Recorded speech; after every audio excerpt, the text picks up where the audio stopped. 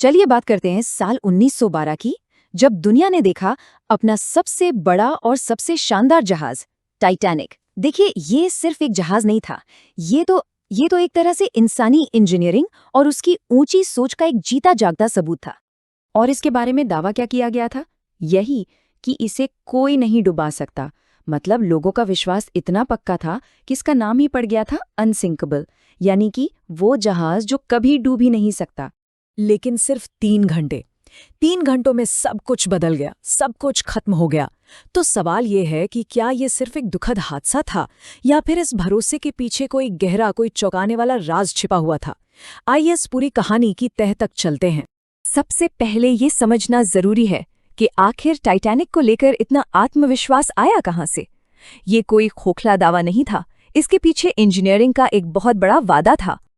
असल में इसे दुनिया का सबसे सुरक्षित जहाज होने के लिए ही डिजाइन किया गया था। और इसकी सबसे बड़ी खासियत थी इसके 16 वाटरटाइट कंपार्टमेंट।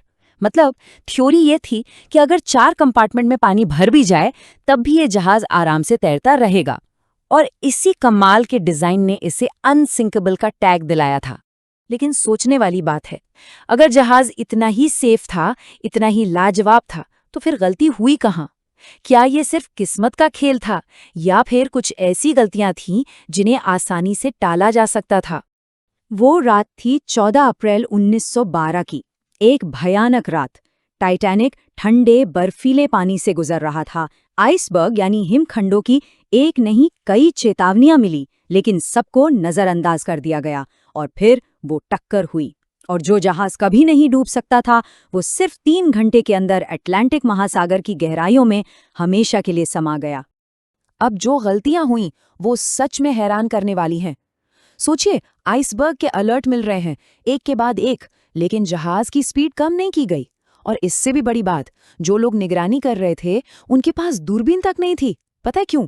क्योंकि वो एक लॉकर में बंद थी और उसकी चाबी किसी के पास थी ही नहीं। अब इसे सिर्फ लापरवाही कहें या कुछ और बस यहीं से ये कहानी और भी ज्यादा रहस्यमयी हो जाती है, क्योंकि कुछ थ्योरीज तो यहाँ तक कहती हैं कि जो जहाज उस रात डूबा वो टाइटैनिक था ही नहीं। इस थ्योरी का नाम है इंश्योरेंस फ्रॉड थ्योरी, और ये कहती है कि व्हाइट स्टार लाइन कंपनी ने जानबूझकर अपने पुराने और डैमेज हो चुके जहाज ओलंपिक को टाइटैनिक बनाकर डुबो दिया। मकसद, एक नए नवेले जहाज के नाम पर बीमा की भारी भरकम रकम वसूलना। कहा जाता है कि ये योजना कुछ इस तरह से बनाई गई थी, ओलंपिक जहाज पहले ही एक एक्सीडेंट में डैमेज हो चुका था, तो कंपनी ने चुपचाप दोनों जहाज़ों की अदला बदली कर दी। फिर ओलंपिक को टाइटैनिक का नाम देकर उसकी पहली यात्रा पर भेज दिया गया और उसे डुबोने का पूरा प्लान तैयार था। हाँ, यहाँ ये बात बिल्कुल साफ कर देना जरूरी है कि ये सिर्फ एक कॉन्स्पिरेसी थ्योरी है। आज तक इसका कोई भी ठोस सबूत किसी को नहीं मिला है, लेकिन फिर भी ये सवाल आज तक लोगों के जहन में जिंदा है। चलिए जहाज की पहचान के इस रहस्य से आगे बढ़ते हैं, क्योंकि उस रात एक और कड़वी सच्चाई सामने आई थी। और वो सच्चाई थी समाज में अमीर और गरीब के बीच की एक बहुत गहरी खाई की। जब जहाज डूब रहा था तो कौन बचेगा और कौन नहीं, ये किसी के टिकट की क्लास तय कर रही थी। जी हाँ, फर्स्ट क्लास के यात्रियों को लाइफ बोट तक पहुंचने में प्राथमिकता दी गई, और इसी वजह से थर्ड क्लास के यात्रियों के बचने की उम्मीद लगभग ना के बराबर थी।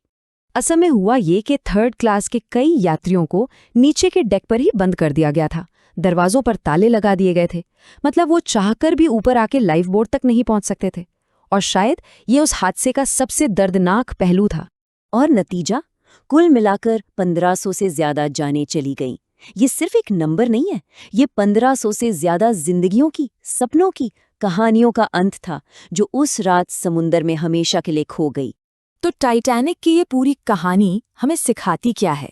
इन सारी कॉन्स्पिरेसी थ्योरीज और तकनीकी नाकामियों से परे अगर हम देखें तो इसकी असली सीख कहीं ज्यादा गहरी है। तो असली वजह क्या थी? सिर्फ 2 शब्द, अहंकार और लापरवाही। एक तरफ ये घमंड कि इंसान ने ऐसी चीज बना ली है जो प्रकृति से भी ऊपर है, और दूसरी तरफ वो लापरवाही जिसने उन सारी चेतावनियों को नजरअंदाज कर दिया। और इन्हीं 2 चीजों ने दुनिया के सबसे बड़े जहाज को डुबो दिया। और यहीं पर आके ये पूरी कहानी हमें एक बहुत जरूरी सवाल के साथ छोड़ जाती है। क्या कभी कभी ऐसा होता है कि जो हमारी सबसे बड़ी ताकत होती है, हमारा जो सबसे बड़ा आत्मविश्वास होता है, वही हमारी सबसे बड़ी कमजोरी बन जाता है? शायद टाइटैनिक की कहानी आज भी हमें इसी सवाल की एक जबरदस्त याद दिलाती है।